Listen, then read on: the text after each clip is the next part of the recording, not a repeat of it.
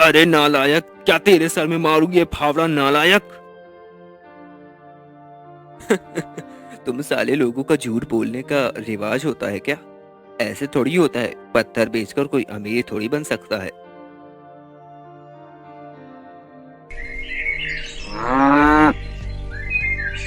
चंद्रपुर नाम के एक गांव में नंदूलाल नाम का एक जमींदार किसान अपनी पत्नी के साथ रहता था। वो दोनों पति पत्नी बहुत ही बड़े लालची थे। नंदूलाल के पास बहुत ही बड़ी जमीन और एक दुकान थी। दुकान उसने गांव के सूर्या सेठ को किराए पे दी थी। ए जी, सुनते हो, आज अखबार वाला आया था, मुझसे पैसे मांग रहा था। अब बताओ मैं क्या करूं, उसको पैसे दे दूं? इस बात के पैसे? उस अखबार में पूरे महीने एक भी अच्छी खबर ही नहीं आई। कोई पैसे वैसे नहीं देने हैं। तुम इस बात का ध्यान रखना, उसको 1 रुपया भी मत देना। हाँ हाँ, आपकी बात तो बिल्कुल सही है। जब पूरे महीने एक भी अच्छी खबर नहीं आई तो पैसे किस बात के? हाँ हाँ, मैं भी उसे 1 रुपया नहीं दूंगी। और आपको सूर्या सेठ के वहाँ जाना था। हाँ, उससे इस बार का किराया लेना है ना दुकान का।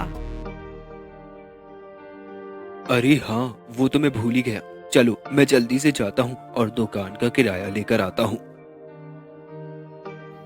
नंदूलाल अपनी दुकान का किराना लेने जाता है कि तभी दुकान पर ग्राहक की बहुत भीड़ थी। अरे, ये सूर्या का व्यापार तो बहुत अच्छा चल रहा है। तभी तो उसने परसों गांव में जमीन भी ली है। इसका तो बहुत लाभ हो रहा है। ये बहुत लाभ कमा रहा है। आइए नंदूलाल जी, बताइए कैसे आना हुआ? कोई सामान खरीदना है क्या? नहीं नहीं, मुझे कुछ नहीं खरीदना है। मैं तो बस इस दुकान में अपनी दुकान का किराया लेने आया था। तभी वहाँ पर एक और आदमी सामान लेने आता है। सूर्या सेठ, मुझे 4 बोरी चावल चाहिए मेरी बेटी की शादी के लिए। ये लो 10,000 रुपए। मैं शाम को मजदूरों के साथ आकर सामान ले आऊंगा। ठीक ठीक है, आपको आपका सामान मिल जाएगा नंदूलाल जी।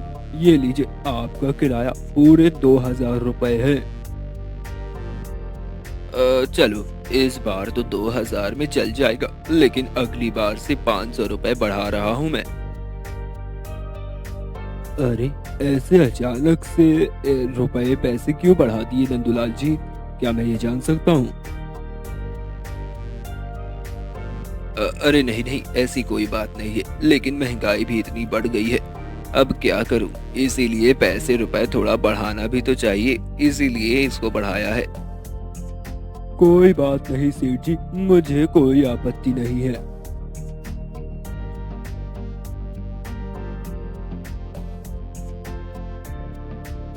आ गए आप, आइए आइए बैठिए। मैं आपके लिए गर्मा गर्म खाना बना कर परोसती हूँ, जल्दी से बैठ जाइए।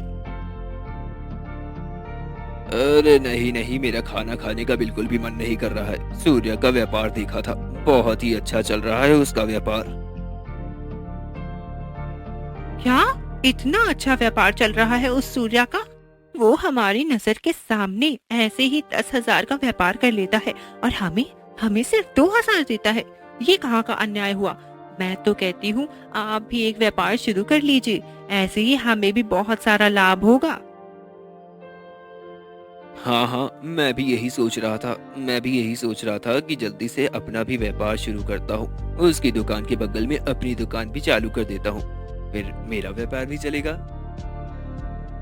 ओहो, अक्कल नाम की तो चीज ही नहीं है। अरे वो सूर्या की दुकान तो हमारी ही दुकान है। उसकी दुकान का सामान खाली करवा लीजिए और अपना सामान भरवा लीजिए। वैसे भी ग्राहक सारे वहीं पर ही तो आएंगे। हाँ, ये बात तुमने बहुत सही कही। तुम्हारी इस बात से तो मैं सहमत हूँ। कल ही जाकर सूर्या सेठ की दुकान खाली करने को बोल दूंगा। फिर उसके बाद हम अपनी दुकान वहाँ रख लेंगे। फिर देखना हम कितने धनवान हो जाएंगे और कितना धन कमाएंगे।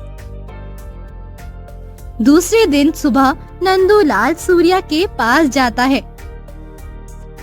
अरे आए आए नंदूलाल जी, बैठिए बैठिए। आपका यहाँ फिर से आना कैसे हुआ? दरअसल बात यह है सूर्या, मुझे अपनी दुकान अब वापस चाहिए। तुम अब जल्दी से जल्दी इसे खाली कर दो।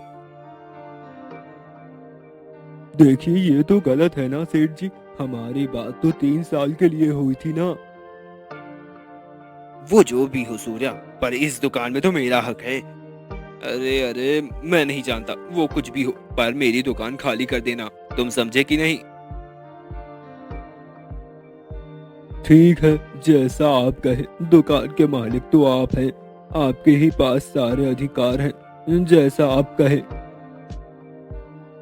इसी तरह जबरदस्ती नंदूलाल सूर्या की दुकान खाली करवाता है और अपने व्यापार शुरू करता है और सूर्या भी उसके सामने एक और दुकान खड़ी करता है।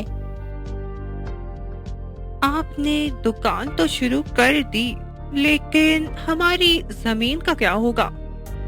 अब तो आप खेती के व्यवसाय में ज्यादा ध्यान नहीं दे पाएंगे ना? हाँ हाँ, वो खेत भी मैंने नथुराम के लड़के रघु को दिया था। उसका किराया भी उसने दिया है 2 साल तक का। खेत का तो मुझे कोई टेंशन नहीं है, बस अब हमारी दुकान धूमधाम से चल जाए।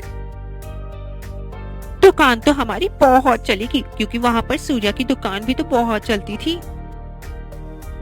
हाँ हाँ, वहाँ पर उसकी दुकान भी बहुत चलती थी, महीनों में लाखों का व्यापार करता था वो। इसी तरह हर दिन नंदूलाल दुकान पे जाता रहता था, लेकिन पुराने ग्राहक सूर्या के पास ही जाते थे। एक भी ग्राहक नंदूलाल के पास नहीं आता था। ये क्या हो रहा है? ये क्या हो रहा है? सारे ग्राहक तो सूर्य के पास जा रहे हैं, मेरे पास तो कोई नहीं आता। लेकिन ऐसा कैसे हो सकता है?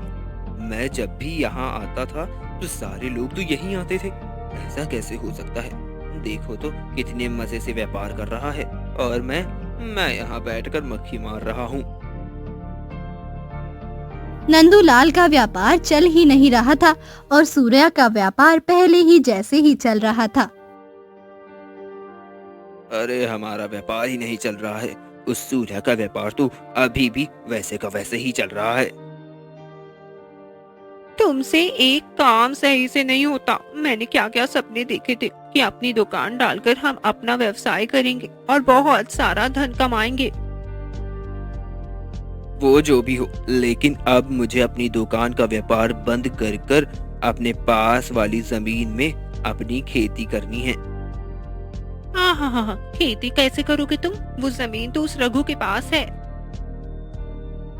अरे वो बस 1 ही महीने में वहाँ से अपना धान निकालने वाला है, हम फिर उसी में काम करेंगे। लेकिन ध्यान रखना, अच्छे से खेती का काम करना, जैसे दुकान में हुआ वैसे मत करना। पता नहीं हमारी खेत में फसल उगेगी कि नहीं।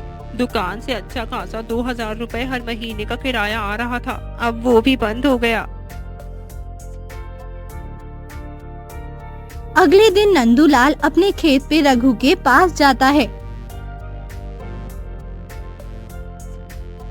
वाह वाह रघु वाह, तुम्हारी फसल तो काफी अच्छी है। हाँ मालिक, भगवान की दया से मेरी फसल तो बहुत ही बढ़िया निकली है और 1-2 दिन में आपका किराया भी दे दूंगा। रघु, अपनी ये फसल काट कर जमीन मुझे दे देना, मुझे दोबारा से खेती करनी है। ये क्या मालिक, आपने तो मुझे 2 साल के लिए जमीन दी थी, आप ऐसे जमीन ले लेंगे तो मैं कहाँ जाऊंगा मालिक? आप ये जो कर रहे हैं वह उचित नहीं है। मुझे ये ज्यादा उचित अनुचित इसका ज्ञान मत दे, समझा? ये जमीन मेरी है, अब तेरी फसल कट जाए उसके बाद ये जमीन मुझे चाहिए, समझा? ठीक है मालिक, जो आप कहें, मैं ये जमीन और आपका किराया दे दूंगा। इसी तरह फिर से रघु के पास से ही जबरदस्ती करके अपनी जमीन ले लेता है। गंगा, ओ गंगा, कहाँ हो तुम? आ रही हूँ बाबा, आ रही हूँ। बोलिए, क्या हुआ? सुनो, कल से मेरा टिफिन बना देना, कल से मैं सुबह खेत में काम करने जाऊंगा और रघु अपनी जो फसल है ना उसको खाली कर देगा और फिर अपने खेत में मैं फसल करूंगा। अच्छा ठीक है बाबा, मैं बना दूंगी टिफिन, लेकिन अच्छे से काम करना, जैसे दुकान के साथ हुआ वैसे इस खेत के साथ मत करना। अरे मैंने तो सूर्या का व्यापार अच्छा चलते देख अपना व्यापार शुरू किया था, लेकिन अब हमारे पास कोई ग्राहक ही नहीं आता, तो अब ऐसे में क्या करूं? इसीलिए मैंने उसे बंद कर यह काम शुरू किया है। अगले दिन सुबह नंदूलाल खेत में काम करने चला जाता है और काम करने लगता है। अरे खेत में काम करना तो बहुत मुश्किल है, क्या करूं? दुकान में ही ज्यादा अच्छा था, इतनी मेहनत, लेकिन मेरी फूटी किस्मत तो देखो, दुकान भी नहीं है, अब क्या करूं मैं? हाँ, मैं भी सोच ही रही हूँ कि अब आप ऐसा क्या करें जिससे ज्यादा से ज्यादा धन कमा सके। नंदूलाल और उसकी पत्नी को लालच ने पूरी तरह से गिरा दिया था। हर वक्त उनके मन से लालच ही होती थी। इसी तरह कुछ महीने बीत जाते हैं। फिर एक दिन नंदूलाल का साला राजू नंदूलाल के घर पे आता है। कैसी हो तुम दीदी? मैं तो बहुत ही बढ़िया हूँ भाई, और बताओ घर में सब कुशल मंगल ही चल रहा है ना?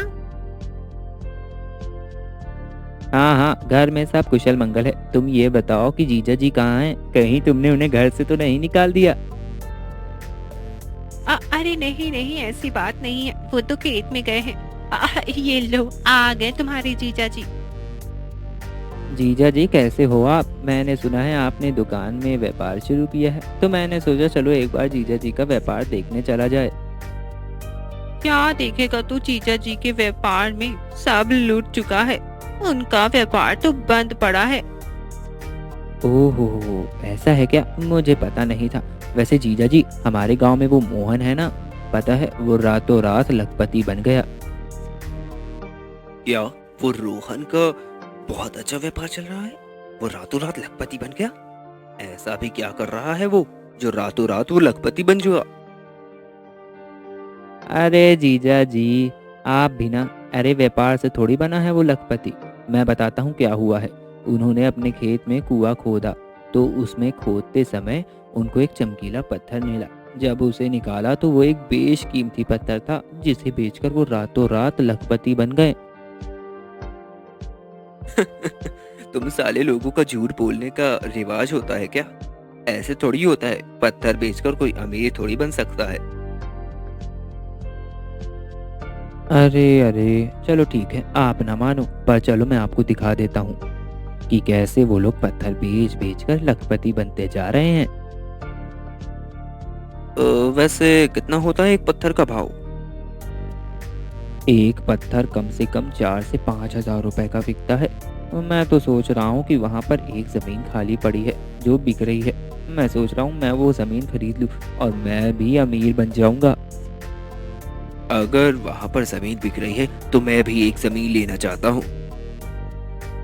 नंदूलाल और राजू की बात सुनकर नंदूलाल की पत्नी को भी मन में लालच आ जाता है। मैं क्या कह रही हूँ, आप भी राजू भैया के साथ मिलकर दोनों जमीन खरीद लो, बाद में हम तीनों मिलकर वहाँ पर खुदाई करेंगे। हाँ, मुझे कोई एतराज नहीं, लेकिन मेरे पास ना कुछ पैसे कम पड़ रहे हैं। लेकिन अगर उस जमीन में से सिर्फ और सिर्फ कुछ पत्थर ही निकल आए ना, तो समझो मैं लाखों कमा लूंगा। और अगर आप चाहो तो आपके पास पैसे कम हो तो आप अपनी जमीन बेचकर उससे पैसे ला सकते हो। मैं एक काम करता हूँ, मैं सूर्या सेठ के पास जाता हूँ, वो हमारी जमीन जरूर ले लेंगे। उनको मैं अपनी जमीन बेचता हूँ। हाँ, ये हुई ना बात। जल्दी से वो जमीन बेचकर मेरे भाई के गांव में 1 एकड़ जमीन ले लो, फिर हम भी मोहन की तरह रातों रात अमीर हो जाएंगे। पत्थर की लालच में आकर नंदूलाल अपनी सारी जमीन बेचने का निर्णय लेता है और जीजा साला दोनों ही सूर्या सेठ के पास जाते हैं। देखो सूर्या सेठ, मैं अपनी जमीन बेच रहा हूँ, अगर तुम्हें लेनी हो तो बताओ, मैं अपनी जमीन तुम्हें बेचने के लिए तैयार हूँ। हाँ, मुझे लेनी है भाई, लेनी है। आपकी जमीन मुझे लेनी है। बताइए जरा क्या भाव है आपकी जमीन का? 2 लाख रुपए दे देना मुझे। बहुत ही अच्छा खेत है। तीनों मौसम में बहुत अच्छी फसल लगती है वहाँ पर। अरे बाप रे, 2 लाख रुपए! अरे नंदूलाल जी, ये आपने बहुत ज्यादा ही भाव बता दिए अपनी जमीन के। अरे सूर्या, बहुत अच्छा खेत है, उसमें तुम्हारा ही फायदा है। अरे आपका खेत इतना भी अच्छा नहीं है नंदूलाल जी, मैंने उस इलाके के सारे खेत देखे हैं। 2 लाख रुपए दूंगा अगर मुझे उसमें आपका खेत और ये सामने वाली आपकी दुकान मिल जाए, तो मैं पैसे देने के लिए तैयार हूँ।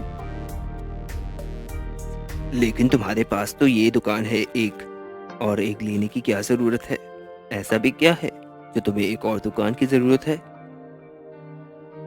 अरे जीजा जी, वो दुकान चाहे वो काले चोर को दे, हमें क्या।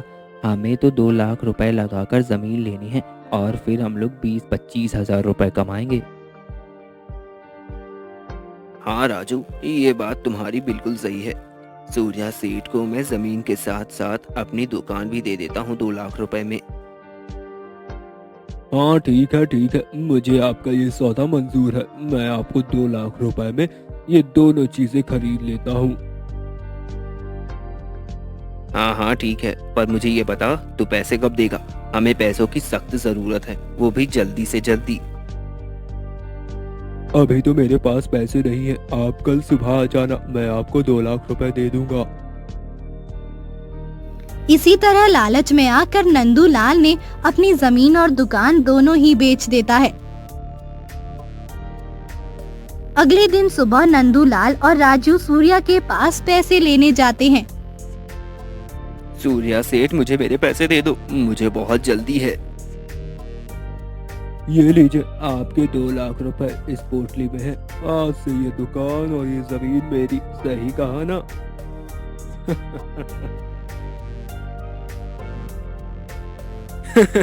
चलो, तुमने बहुत सही कहा। चलो अब मैं चलता हूँ। इसी तरह वे दोनों सेठ जी के पास से पैसे लेकर अपने घर जाते हैं। सारे पैसे दे दिए, मगर दुकान चली गई साथ में। 2 लाख में उसने दुकान और जमीन दोनों ले लिए। दुकान भी साथ में चली गई। मुझे सिर्फ उसी बात का दुख है। अरे दुकान चली गई तो क्या हुआ? हम कुछ ही समय में बहुत अमीर होने वाले हैं। आपने बिल्कुल सही कहा दीदी, फिर हम ऐसी एक नहीं बहुत सारी दुकानें खरीद सकते हैं।